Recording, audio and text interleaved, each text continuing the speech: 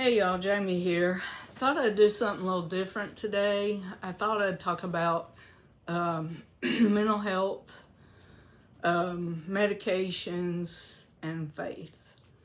This is going to be a little stilted maybe because I don't remember a lot of stuff that happened back then in 1986 and 7 and 8 and all that kind of stuff. But from 16 until my mid-30s, I was in and out of psychiatric hospitals because of depression and multiple suicidal attempts. I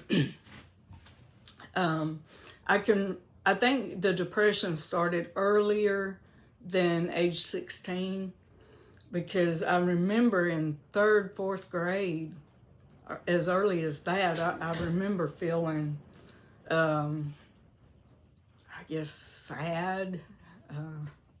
It wasn't as serious as it was at 16, but I do remember feeling that. And, but at 16, I tried to commit suicide, and they put me in a psychiatric unit at a hospital, and just adults in there. I was 16 years old with a bunch of adults. Excuse me. And but I only stayed in there 2 weeks, and my parents got me out against medical advice. So I was out of there, and I was fixing to go back to school, and I tried again to kill myself. So then I was put in an adolescent hospital. People my age, 16. And they did tests like brain scans and cognitive tests and all this kind of psychological tests, the ink blots and all that kind of stuff. I did those ink blots. You could see the ink blots. What do you think? First thing that comes to mind? Ink blot. Okay? I don't know. I hated doing that. And the psychologist, he would show the picture of the ink blot. I don't know. You know, I couldn't. Why are you doing this? It's a stupid ink blot. But now I see images and everything, okay? But anyway, they gave you all these tests, and come to find, they did a brain scan, and they said that I didn't have any serotonin in my brain, and that's the reason why I was depressed. Didn't have any serotonin or the feel-good chemical, dopamine, serotonin. Didn't have any of it in my brain. And so they put me on medications, antidepressants.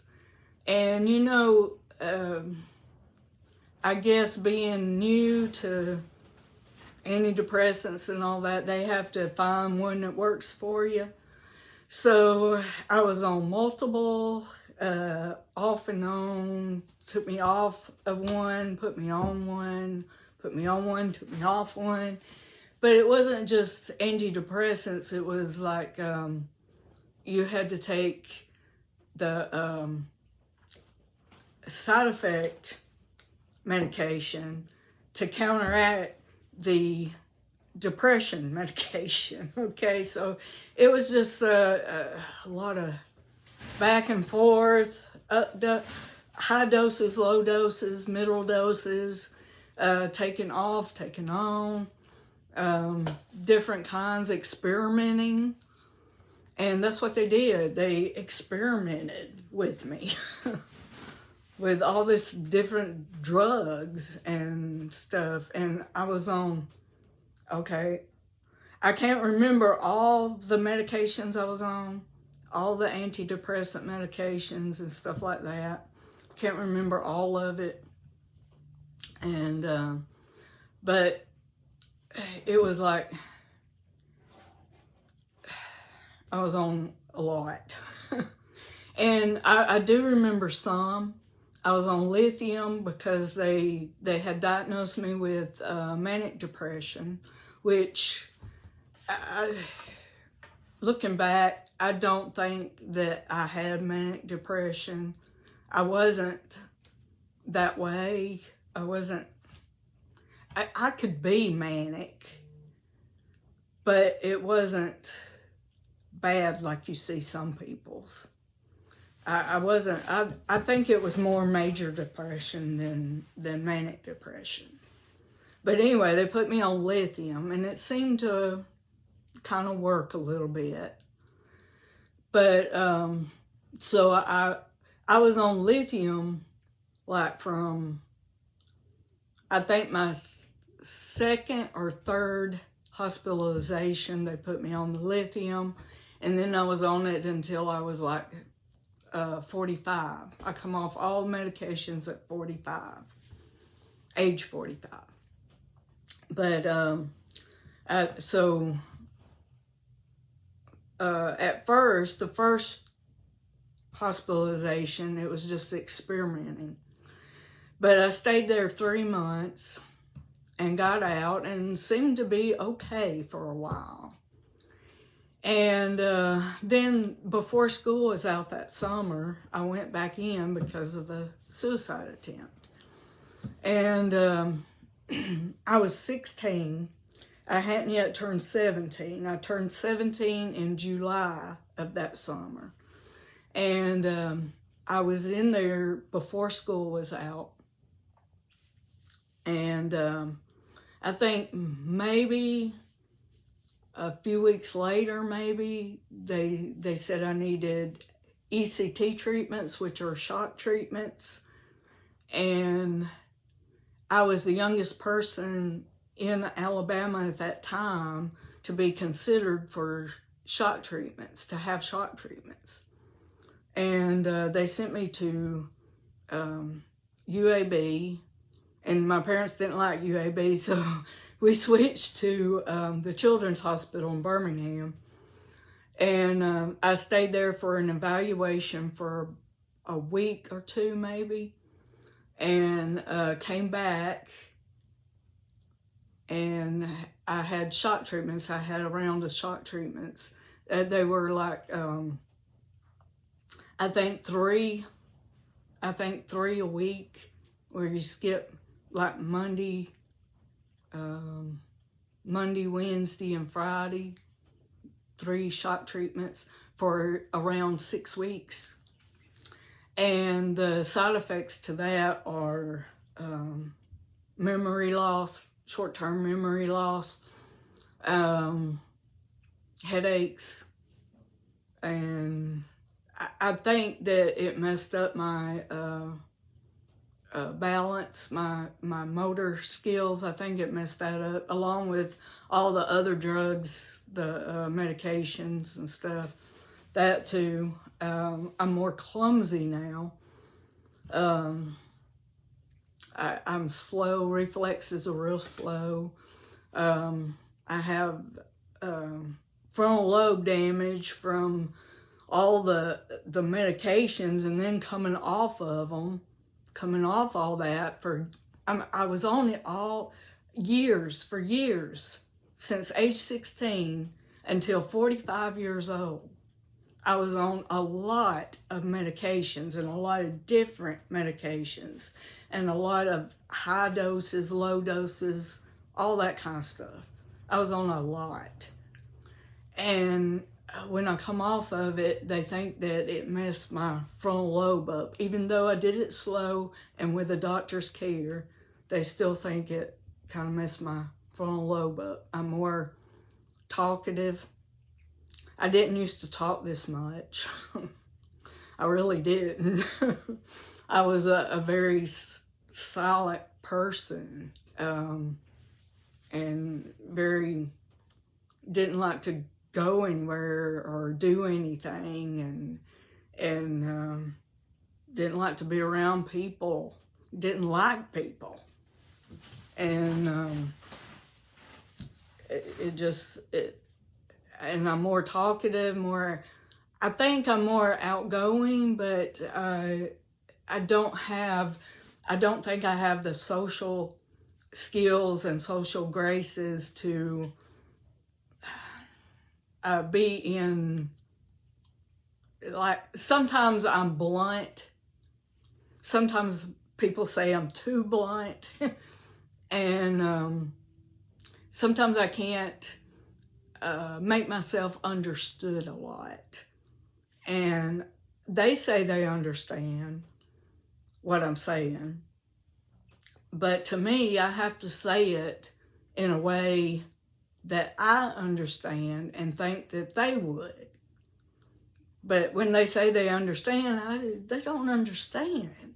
I gotta say it the way I understand it in my brain, you know. But anyway, it's strange. It's weird, I know, and it has something to do with your frontal lobe that's messed up and everything. But anyway, like I said, I was on a lot of medications.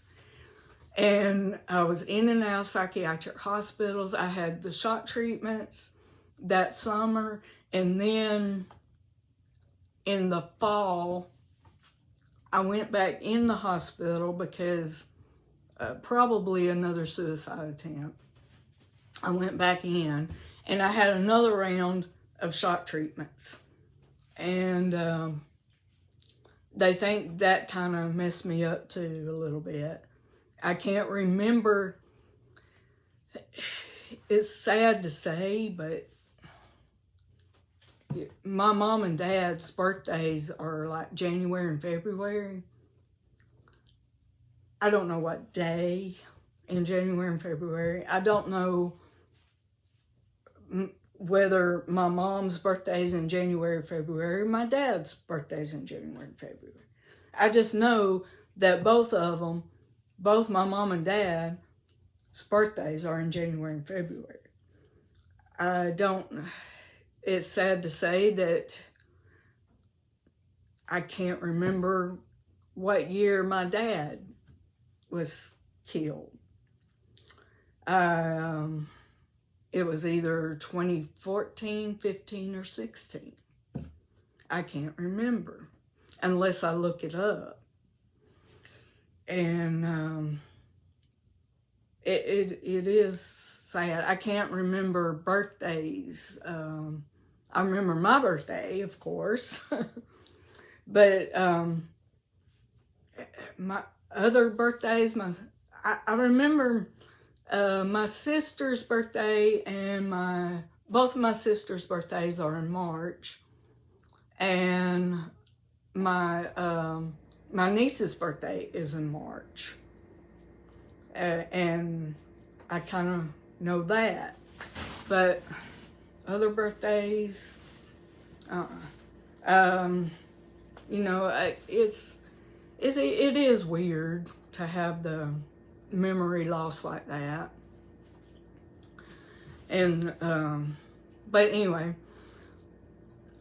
I got out of that hospital because my doctor wanted me to go to long term. So I was in a hospital. They sent me to a hospital in Atlanta, and that was I didn't like it. I was in one hospital was okay in Atlanta. I went to that one, and I stayed there for like 6 months in that one, and then I switched to go to another hospital in Atlanta, and that one was, I just didn't like that one at all. I didn't like that one at all. It was, now the place where I was nice. It was, the hospital was a big plantation house. And they had the outbuildings. The outbuildings were treatment centers, like you had one for eating disorders. You had one for the depression, suicidal attempts, all that kind of stuff was in the main plantation house. And you had drug treatment centers, you had another outbuilding for that. And these were kind of slave quarters, made of slave quarters, they did, but they were built onto and everything. But the house, I mean, it was beautiful. It was a beautiful plantation house and everything. But they still had the staircase. You can see it in a movie. Stephanie Zimbalist was there when I was there, making a movie. And I remember we were coming back from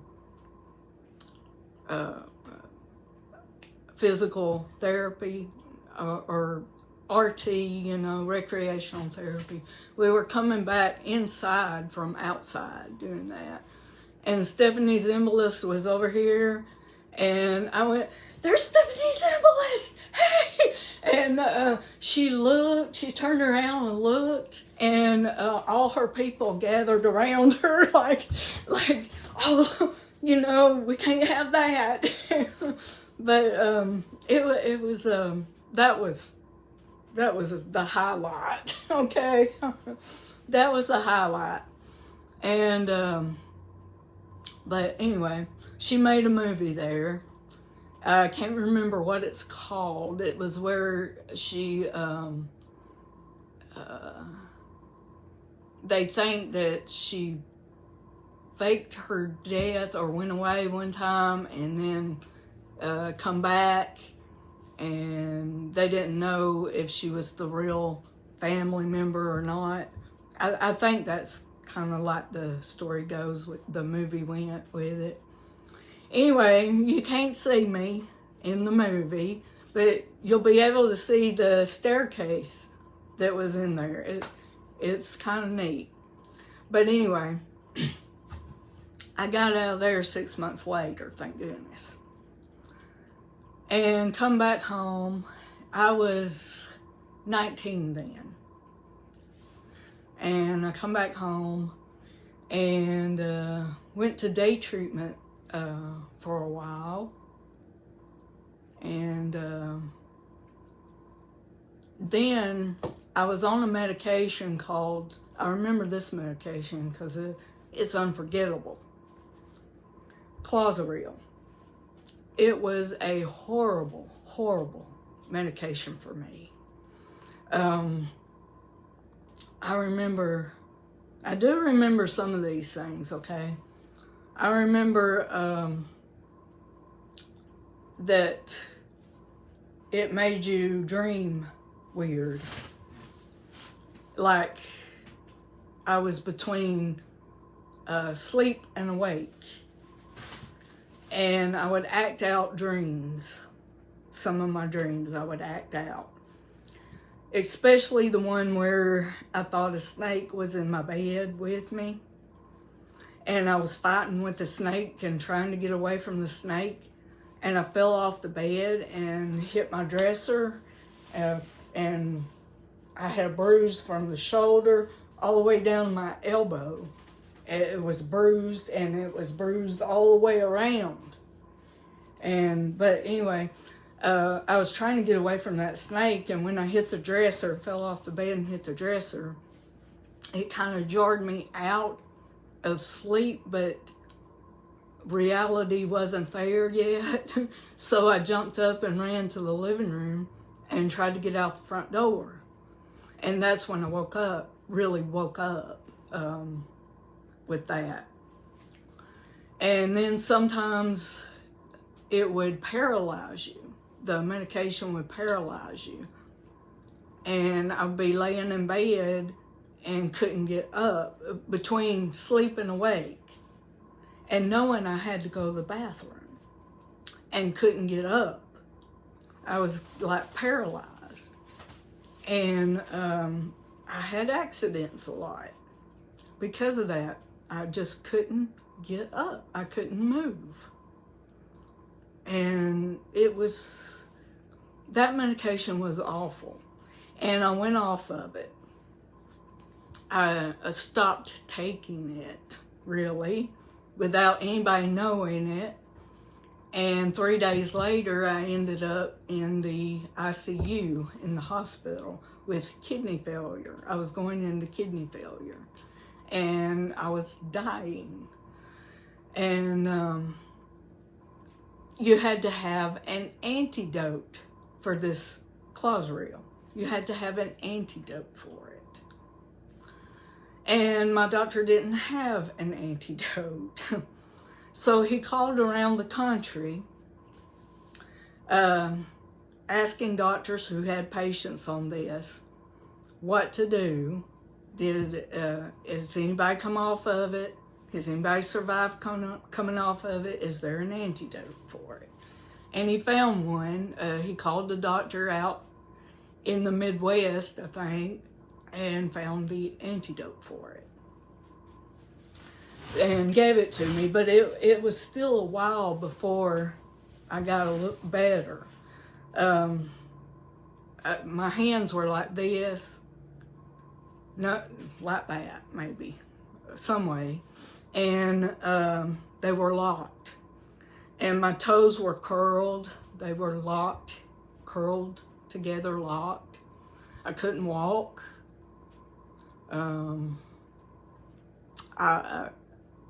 It wasn't good. It wasn't good at all. So don't come off your medications unless you have a doctor directing you how to come off of them, okay? Just don't come off of them cold turkey like that. It's awful. It is awful. Because I was throwing up bile and going into kidney failure, and it was awful. It was just awful. And but got that straightened out. And I was put back in the psychiatric hospital after the ICU. But after that, I got out, went back in, okay, got out, went back in, got out, went back in, all the way up until mid-30s. And then I think the last time I went in and come out,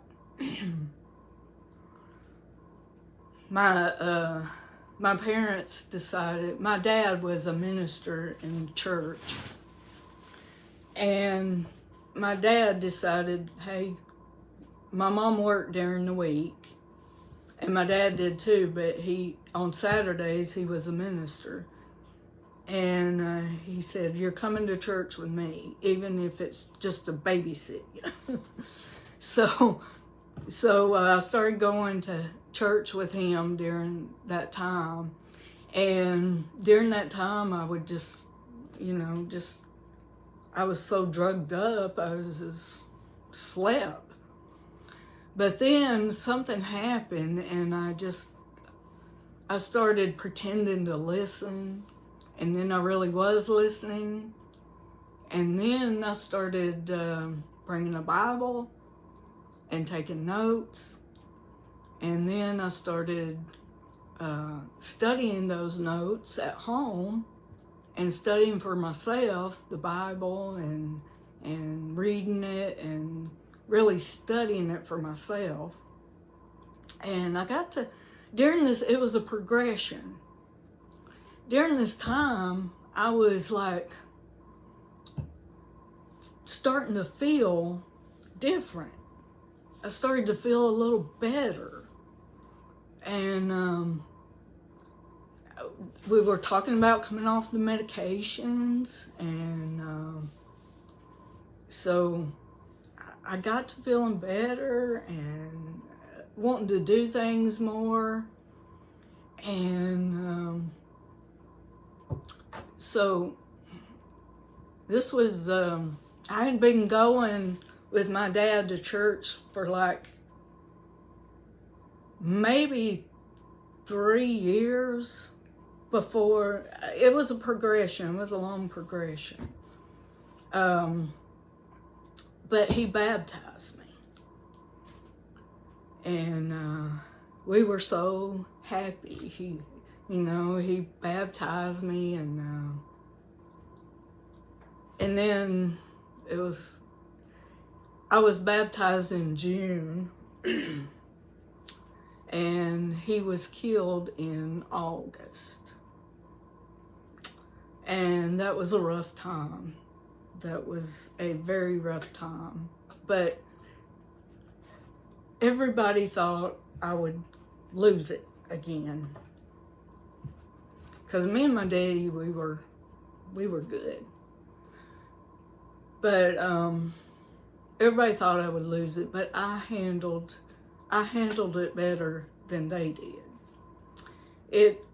It changes you.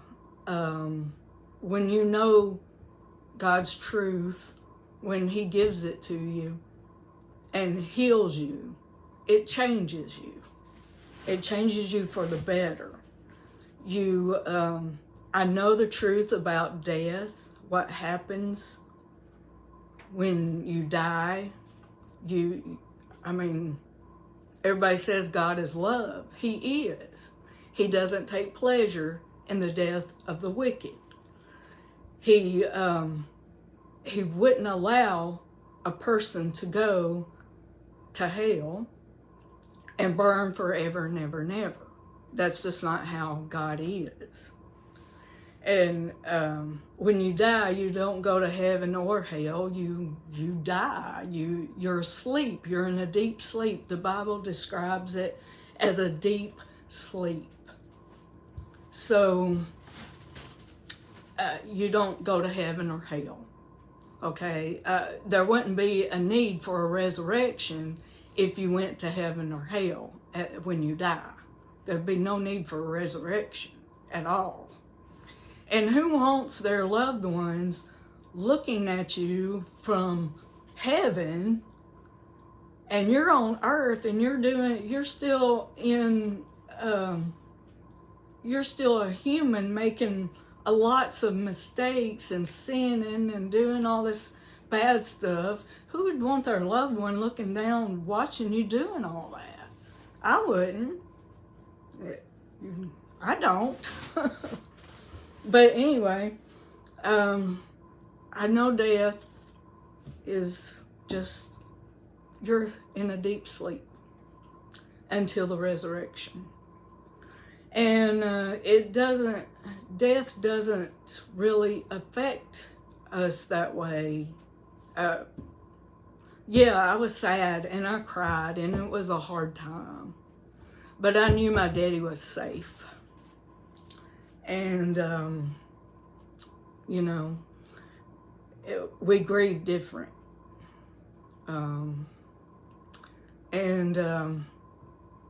But I started coming off my medication. I went ahead and started coming off my medications.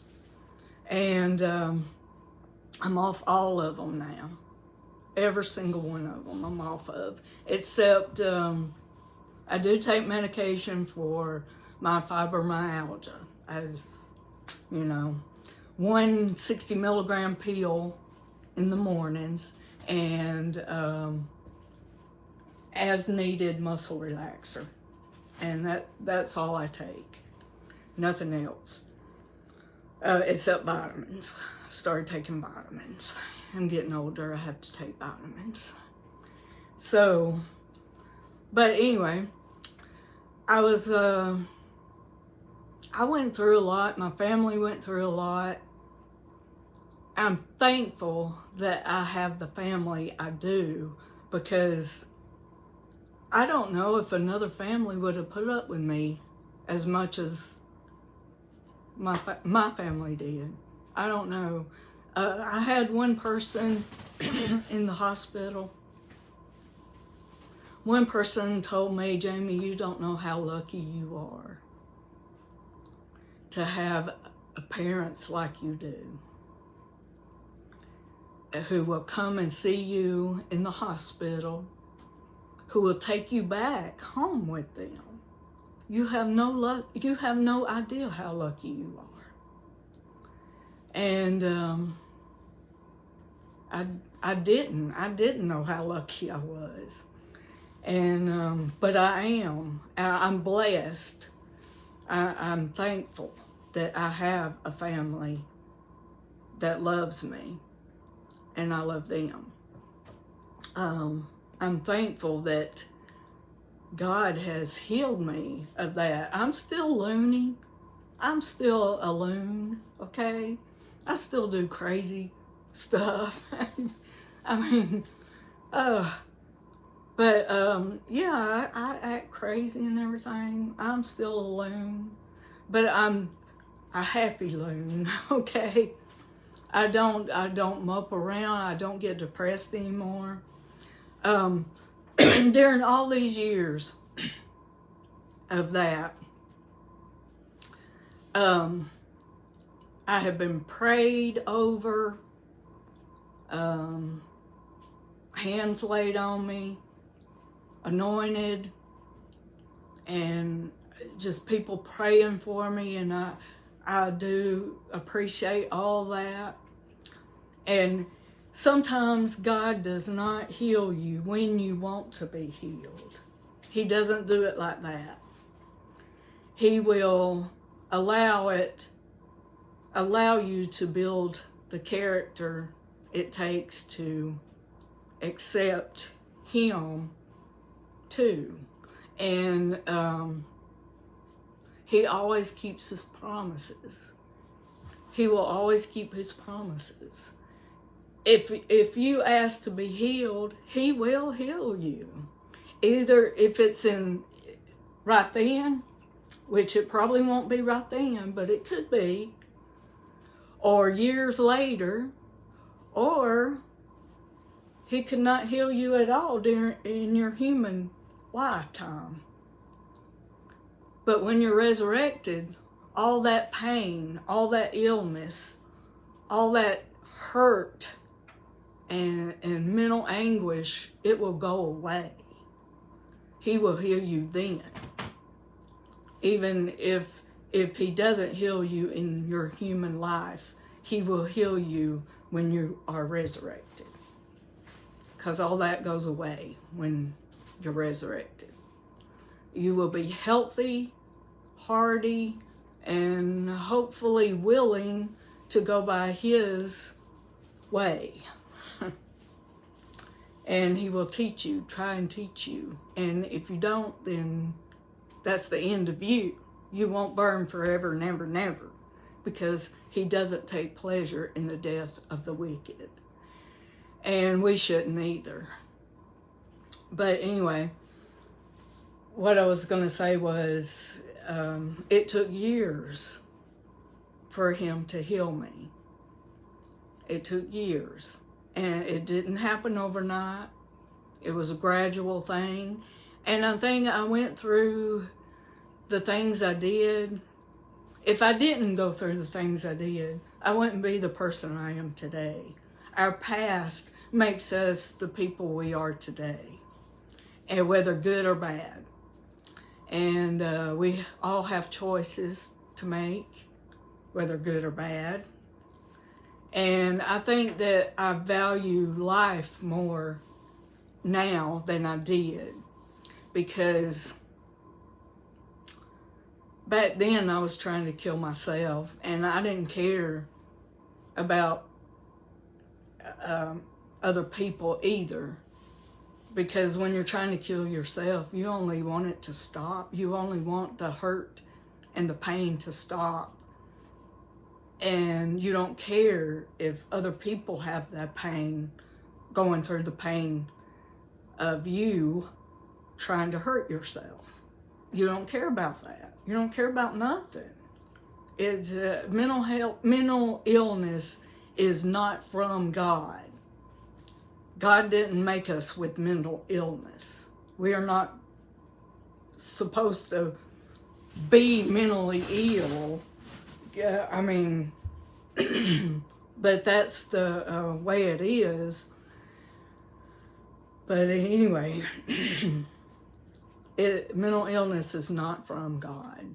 God would not want you to be mentally ill. He doesn't want you to hurt. He doesn't want you to be in pain. And you go through things in life for a reason, I think. Like back then, I didn't want to do nothing. I didn't want to do nothing but lay on my couch, on my bed, and sleep, and let the world pass me by. I didn't want to do nothing. I didn't want to see nobody. I didn't want to talk to nobody. I didn't want to be around anybody, go anywhere, do nothing. And I lost out on a lot. And during the COVID thing, when people were told to stay inside and wear a diaper on your face, that's bull. That's BS to me. Because, I mean, I spent my life in a cage in my mind. And then I was free of it. And then to be caged again by the government saying, you have to do this, you have to do that. No, you don't. I mean, I value life more now. And I didn't get to do the things that I'm getting to do the things, some of the things anyway, that I didn't get to do back then because I was so trapped in my mind. I was, and live your life, because you've only got one life to live in this human life. You've only got that one life. Make it count. Make it good. Make it do something that will help you and help others. Don't be afraid to live your life. Just,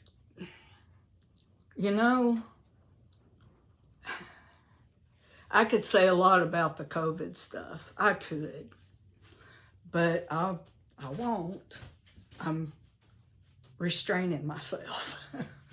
But anyway, you can overcome mental illness with faith.